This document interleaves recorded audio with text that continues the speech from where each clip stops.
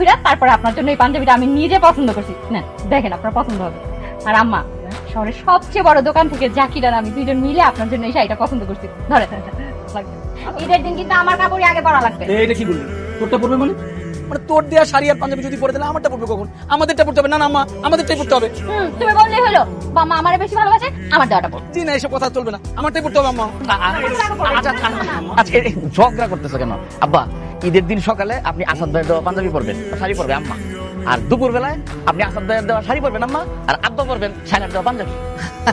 ভালো ভালো জামাই তো খুব বুদ্ধি আছে। আব্বা আপনাদের আব্বা জানেন, জাকির না মাঝে মধ্যে আপনার আর আমার কথা মনে করে কি যে কান্না করে। থাক থাক, এখন তো তারা সামনে, এখন কান্না করো না। কিন্তু কি করব, ব্যস্ততার কারণে আসাই হয় না। আমি জানি তো জাকির যে আমার খুব ভালোবাসে। আব্বা, জাকিরই ভালোবাসে, আমি বুঝি ভালোবাসি না? আর আমার বউ রাতে আপনাদের জন্য চিন্তা করতে করতে মাঝে মধ্যে ওষুধ খাইতে হয়, টেনশনে শেষ হয়ে যায়। কি বলো? বুঝছি বুঝছি বাবা, তোমরাও ভালোবাসো, তোমরাও ভালোবাসো। আব্বা, তাহলে ওই যে দলিলটা বাড়ি করেন, কাস্টমারদের খেতে টাইম লাগবে তো। দলিল? কিসে দলিল?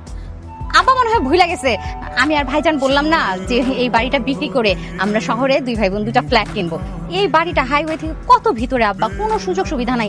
আল্লাহ না করুক আপনি বা আম্মা যদি অসুস্থ হয়ে পড়েন, এইখান থেকে হসপিটালে নিতেও তো আধা দিন চলে যাবে। এই রিস্ক আমরা দুই ভাই বোন নিতে চাচ্ছি না। আমাদের কাছে কিছু টাকা আছে, তাই না বলো? সেটার সাথে এই বাড়িটা বিক্রি করলে, জায়গা জমি বিক্রি করলে যেই টাকা হবে, দুইটা ফ্ল্যাট সুন্দর মতো হয়ে যাবে। তারপরে আপনি আর আম্মা আমাদের দুজনের সাথেই থাকবেন, তাই না ভাইয়া বলো? আব্বা আম্মা, আপনারা আমাদের সাথেই যাবেন, আমাদের সাথেই থাকবেন, আর কোনো কথা চলবে না। অসম্ভব, আমার বাপ দাদার ভিটা আমি বিক্রি করতে পারবো না।